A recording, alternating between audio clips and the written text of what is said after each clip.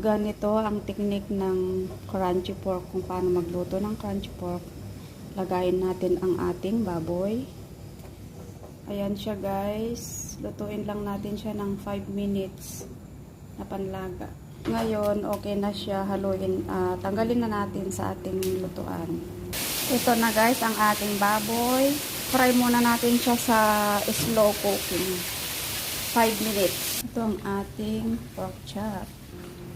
I-double po natin siyang i-prito mga lods.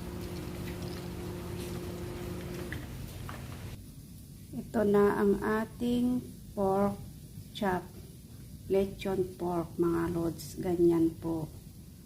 Ayan, yummy. Crunchy crunchy siya oh. Lechon, kawali. Ganyan pong technique ng magluto ng very crunchy